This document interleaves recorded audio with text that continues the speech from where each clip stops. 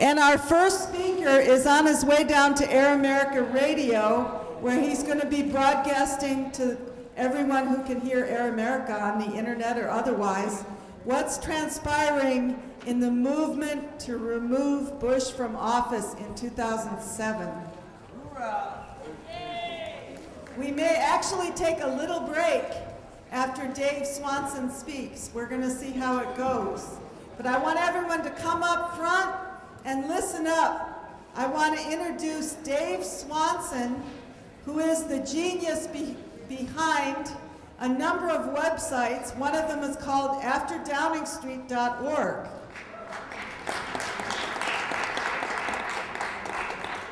He's been single-mindedly dedicated to digging up dirt on the Bush regime over the last several years and has made a huge contribution to the fact that many people who are attending this conference this weekend are even here.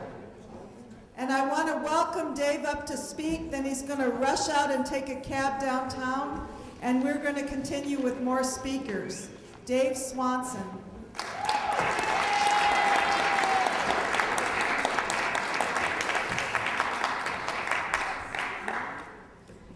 Thank you, Deborah. It's great to be here, and it's an honor to speak at an event with a number of tremendous speakers who are going to be here shortly.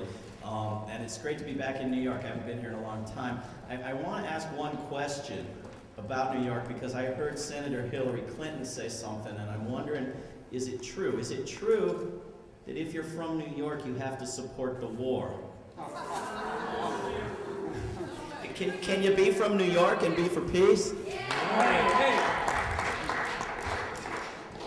I got up 2 o'clock this morning in Charlottesville, Virginia, Thomas Jefferson's town, the man whose greatest fear for our republic was elected despotism.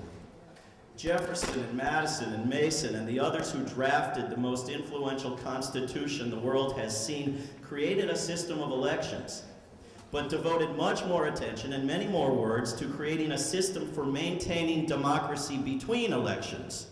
They gave this essential power to the House of Representatives as the branch most subject to popular control, and they called this power impeachment.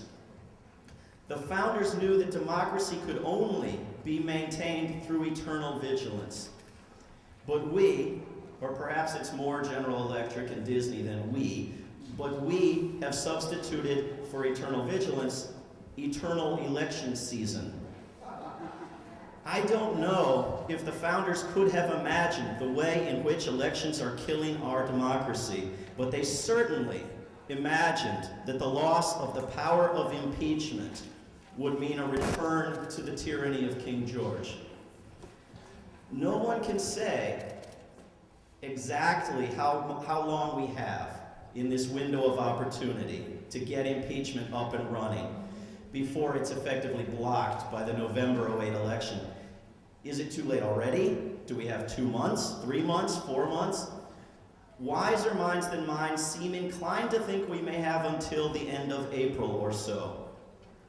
That does not mean we shouldn't keep pushing until January '09 if we have to, but it does mean that if you or your organization are on the edge of accepting the need for impeachment, you should bear in mind that it will be much more helpful for you to make that decision right now than later this year or next year.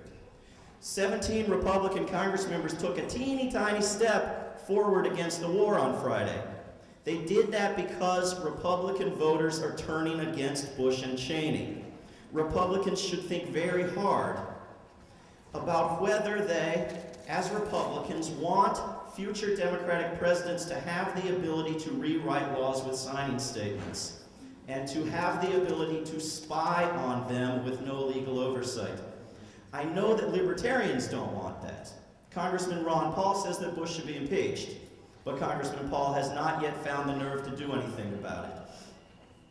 What if you're a Green Party member or a backer of another party or no party? Well, the Green Party publicly stands for impeachment.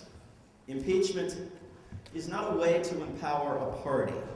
It's a way to empower the American people and the first branch of our government, the Congress.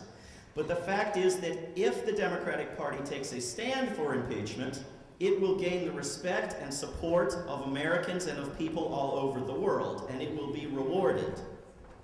When the Democrats failed to impeach for Iran-Contra, thinking they could thereby win elections, they lost elections and put George Bush I in office and have been suffering from it ever since.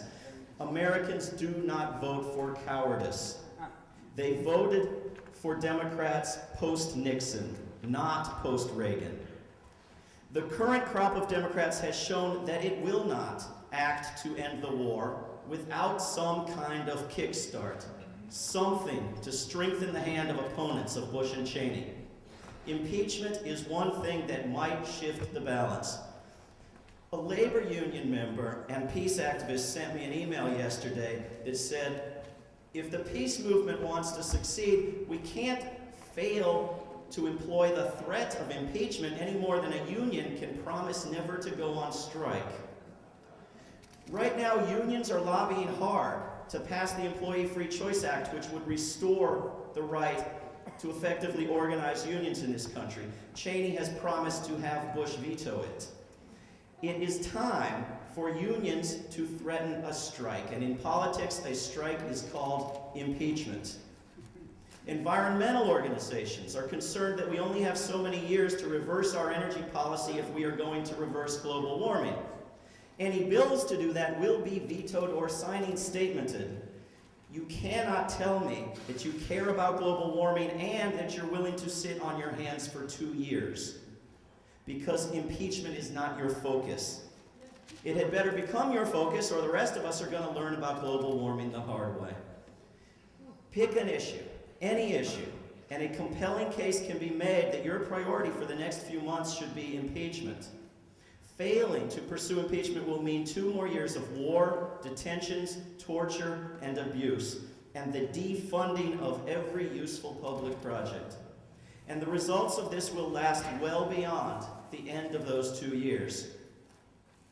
To recognize the gravity of the impeachable offenses that Cheney and Bush have committed and yet not work to end them because your focus is elsewhere is 9 times out of 10 in this moment to lose your focus. A citizen who does not work for impeachment when it is merited is a neighbor who watches a murder out the window and does not intervene. We're all busy. We all have vitally important missions. We're all stretched thin. But that's a murder outside the window. You wouldn't watch and do nothing. But the Bush administration is killing hundreds of thousands of people every year by acts of commission and omission. People of Iraq, people of Africa, people of New Orleans, people of the world. And we are establishing the precedent that will allow future presidents to do the same and worse. Impeachment is the nonviolent answer to this crisis. We should feel no animosity toward any human being, and we should condone no acts of violence, but we should act with deliberateness and determination to restore the rule of law and hold accountable those who place themselves above it. We should make the motto of the state of Virginia our own: sic semper tyrannis, thus always to tyrants. Thank you.